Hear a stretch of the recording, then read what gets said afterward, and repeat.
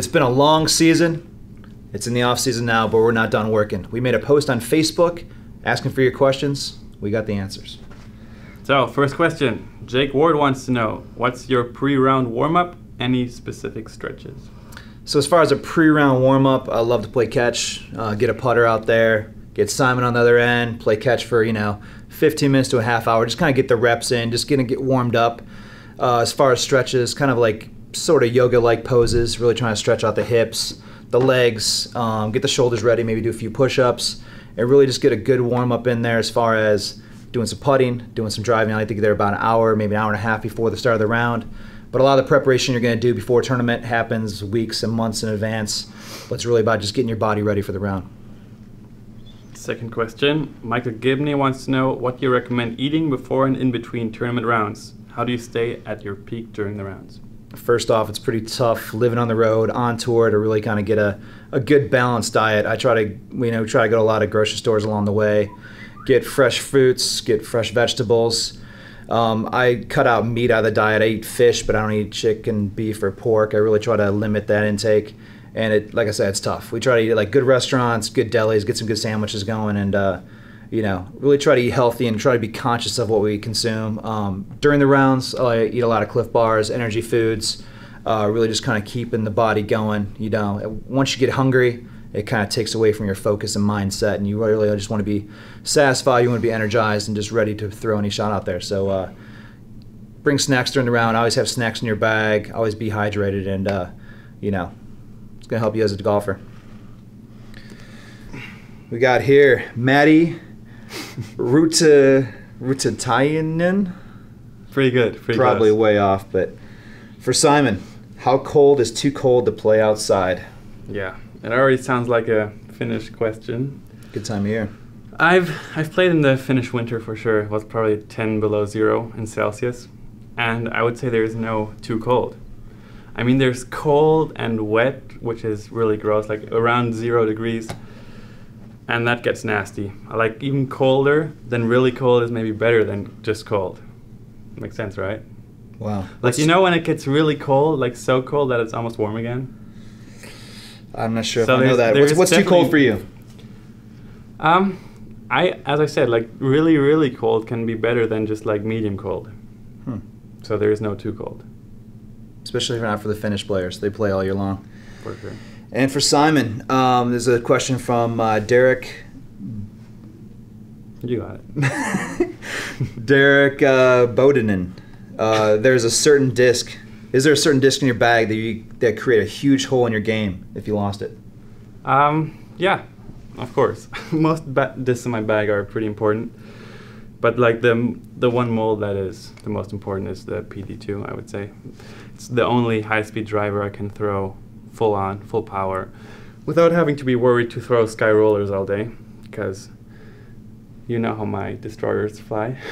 I just can't control them as well. So PD2 is my most important disc in my bag.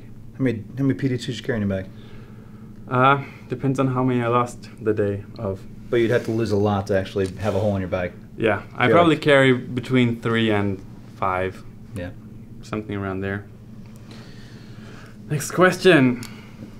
Thomas Sawtell wants to know, can you explain the difference between small and large diameter mids, and what are your preferences? As far as large and small diameter discs, I carry all large diameter mid-ranges. I've been throwing rocks for the last 15, 20 years probably. And I throw a lot of large diameter mid-ranges. Just love how true the rock flies and how it floats. Good controllability, good accuracy. And as far as smaller diameter mids, maybe I can consider a gator, maybe being something like that as far as maybe a specialty disc that I throw. But you're really just talking about a smaller mid or a larger mid, and I like larger mid, just the way they feel in your hand, the controllability, the kind of slower gliding flight to them.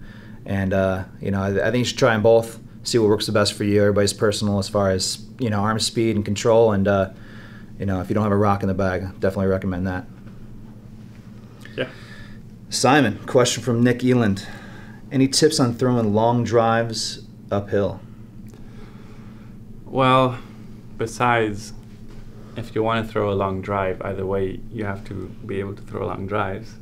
It's true. And throwing uphill especially, I would say maybe throw a lighter disc and more understable, which often comes with lighter discs. So if you get it up there on any angle and kind of let it glide up the hill, that's what will do the trick. So lighter discs, understable. Lighter discs, understable. Question from Jonathan Ogan. How do you turn a 350 of power off the tee into 450? How do you increase your power is what he's saying. How do you increase your power? Wow, it's really hard to tell you what to change if we don't know what you do wrong. So go on Facebook and send me a clip of you throwing, and I'll get back to you and tell you how you turn 350 into 450. Great question. Even better answer. Next question. Mickey Batel? Almost. That's good. I have trouble gripping drivers with a wider rim. Any suggestions? Stick with what works for you. You obviously be conscious of, the size of your hand. Everybody has different size hands. Everybody has different length fingers. How the disc fits in your hands will be slightly different for everybody. And when you're talking about wider rim distance drivers, if it doesn't fit in your hand, it's not going to come cleanly out of your hand. It's not going to produce a good throw. Stick with the narrow, slimmer rimmed drivers. There's speed 9s, speed 10s that are just up your alley as far as a slower distance driver but a longer fairway driver. The longer distance drivers being like Bosses and Destroyers and PD2s definitely have a wider rim, and if it doesn't work for you, don't force it. Play within your realm and throw discs that work the best for you. You can't change anything about the size of your hand or length of your fingers. Just kind of go with what works for you and hope for the best on your long drives. Question from Jim Tobish up in Oregon. What fundamentals are the most important to play disc golf successfully? And have you had a good time doing it? What are the fundamentals that are most important? Well, fundamental number one to be successful is obviously practice, and a lot of practice. Like, we would not be here if we wouldn't have practiced for many hours and many days, many weeks, many years. And once you reach a certain level of skills, then it's all about your head. So like the top 20 or 15 players in the world, we all can throw the disc really well. It's all about who's in the head the strongest for the weekend, and that's the person who will win. So mind game, just relax and be focused as much as you can. And patience is also another fundamental you want to add in there. You want to be patient out there, have the focus, have the concentration, and then most importantly, confidence. Question from Sam Smigo. As distance throwers, how do you keep your shoulders and hips healthy with the extreme torque created by throwing far? That should be a question for you. I mean, it's for both of us. Yeah, I'm so young. My body's pretty forgiving on a little lack of stretching and warming up, maybe. It's true. So yeah, I really have to start stretching and warming up better because I'm getting older. I'll be 22 next week. Yeah. So he's talking about being young but also being flexible. That's kind of what he can get away with by being young and really not committing to the stretch routine like he needs to. But at least he knows where he's going. I think as he progresses as a player and as a distant thrower, he's going to realize the importance of stretching and being flexible, but just having your body prepped and ready to go.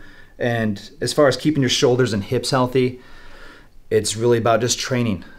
Training to be stronger, training to throw farther, but also training to, hopefully diminish and reduce the chance of injury is the biggest thing in all athletic sports, especially disc golf. Just strengthen the shoulders, make sure they're strong enough to take that kind of torque. There's a lot of power transferred through your body. It comes down your shoulders, it comes through your elbow. You want to be strong in those areas to reduce that kind of injury. And then hips, same kind of thing. You want to be stretched in the hips, you want to be strong in the hips. But the truth of the matter is you only have so many throws within your body, and the more you throw on them, you're just going to get more of the repetitive motion injuries, and everybody goes through it. But the more you can strengthen those areas, the more you can get a little more longevity, you as a player. So just train, get stronger, and make sure you're stretched out before we go out and throw. You don't want to injure yourself. Also, what we taught along the year, like 1,000 times, follow through. After you throw, like any leaning back, any stopping motions will just create injuries and damage your body. So really key point, follow through. He's learning. Question for both of us from Jason Waite. What is the number one advice for an amateur trying to obtain the skills necessary to play open? Okay, I would say play open, because when you keep playing amateur and in those divisions, you will just end up being an amateur. And if you step up and go in the open division, you will automatically push yourself kind of to become better. Yeah, you want to progress yourself as a player. You need to go out there and practice as much as possible. You want to play as many big tournaments in your region, in your area as possible. It's about gaining experience. The more you get put in these certain situations and at tournaments, in certain situations during matches, during tournaments, you'll gain this experience, and the more you can kind of capitalize on that. But playing a lot, playing with players better than you've heard that a lot of times, but just progressing as a player, you really got to dedicate yourself. You want to become pro and get better in the world of disc golf, you need to dedicate yourself fully, like we have over the last, couple years, me over the last 15, 20 years. Dedication to the sport, progressing as a player, you'll get better.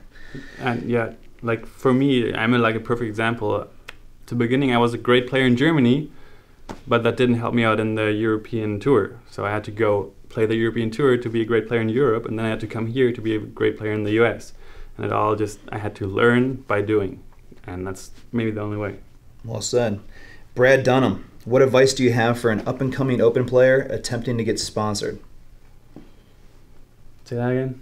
What advice do you have for an up-and-coming open player attempting to get sponsored?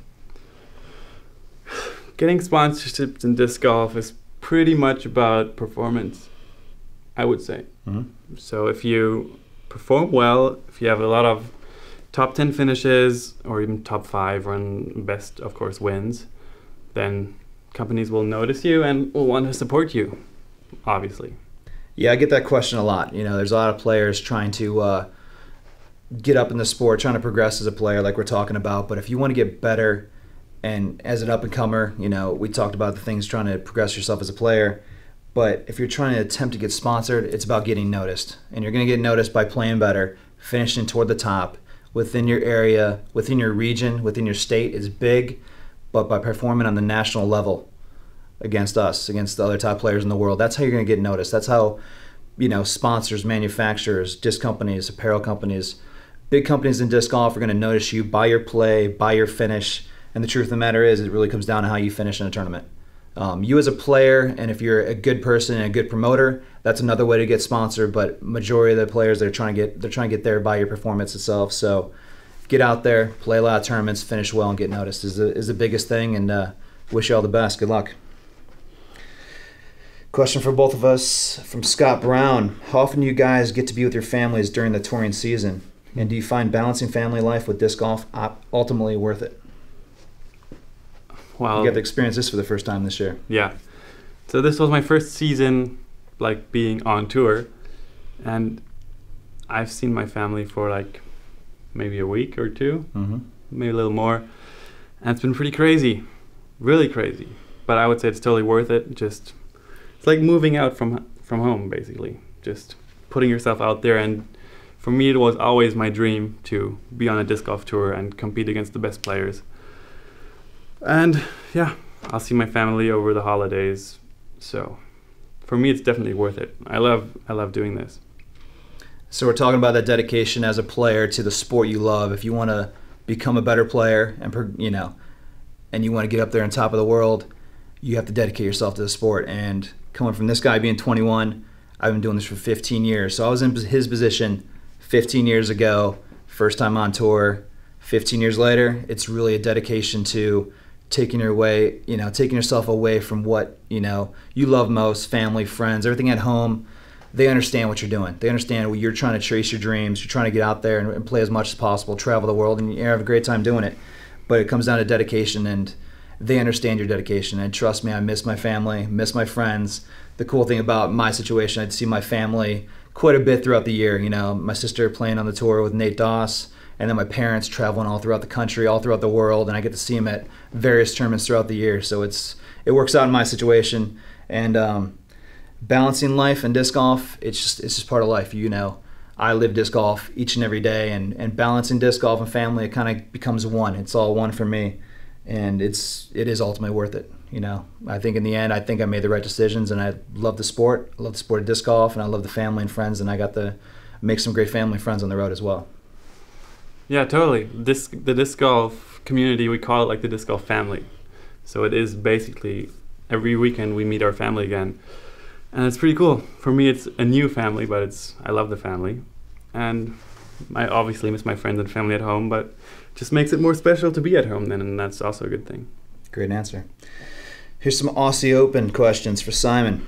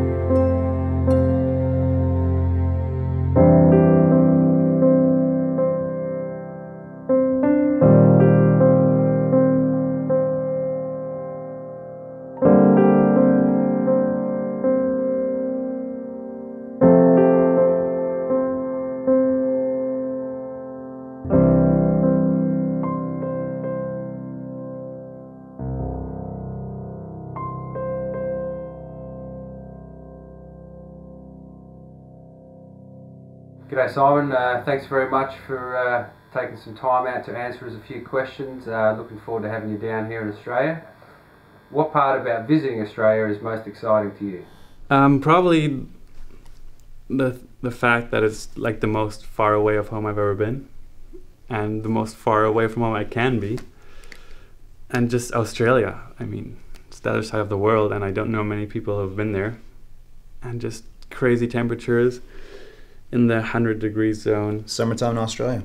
In January is just blows my mind. And I've seen pictures of the course, and obviously I'm really looking forward to the tournament and seeing that championship course. Just visiting a new country is always cool. Is there any possibility that you're going to beat UC at the Aussie Open and get some payback for the US DGC loss? Great question. I cannot predict that, but probably I can, I would say. I can't predict it, but I can. I mean, I'm pretty much all around better in the game. And what happened at the USGCC was mostly bad luck for me. Or if there's no bad luck, then it was good luck for UC. What is longer course, so, you know, I should hope. How do you intend to train for the hot, dry summer that you're about to walk into from the cold winter in Germany? Being this rough Southern California winter. Yeah, there's obviously no way for me to prepare for that heat in the freezing Germany. So I'll just have to try to deal with it there. I think for most players who'll travel to Australia, it will be a pretty crazy experience. Because it gets hot here in the States in the summertime, but I don't think it's going to be anything like what Australia has to offer. If a boxing kangaroo tries to steal your disc, what's your plan to deal with that? It depends what disc, probably. I have a lot of respect for kangaroos. Really? Yeah. I'd love to hear you write a song about that. Okay. Avery, we all know that you're expecting the birth of your first child. It's a pretty special moment. Do you think there's any chance, if the baby comes early, that you're going to make a trip down here? I can only hope. You know, if it does come down to that, I'm not forcing and I'm not hoping for an earlier, delivery. But as you know, I'm having a child in January, and that's my first child, and I'm very excited about it. And with the changes on my life, I'm not going to be able to go to Australia. You know, I've wanted to for a long time. I always wanted to go in Australia, especially compete in the tournament, play the Aussie Open, travel over there, Simon. But with the little one on the way, you know, it all really comes down to it, but I'm going to be there for, my first child and any other child after this. But unfortunately, I'm not going to be able to play the Aussie Open, which, it's a heartbreaker, but I plan on going, as years go on, this tournament progresses and gets bigger and better. I plan on being a part of this, helping run it, compete in it in the future, and it's an experience of a lifetime. He's going to have a great time. This could be his first major win, and I'll hear about it when I get back. I'll see all the pictures and the stories, but as far as I know, I'm not going to go and attend. But what if Lizotte Avery comes early? Be pulling some strings. We'll see how it goes down. I'll have to ask Mama and see if she's cool with that. But as far as I know, I'm not going now, and I kind of accepted that. But we'll make the best of it. You're going to take down your first major, so you can tell me all about it when you get back. All alone. You're right on. So appreciate everybody that asked a question on Facebook. We have plans to do more of these. Love just getting in contact with our friends, family, fans, supporters. It's a great way to correspond and really connect with people. So keep on playing disc golf. It's going to be a great off season. Keep practicing, getting better as a player. Use the tips that we give you as much as possible, and we're here for you guys. We like to be very open to you guys as far as answering questions online, but also doing video questions and answers. Simon absolutely loves this, so he's here for you guys as well. So really appreciate your support throughout the season, and we'll keep in touch. Take care.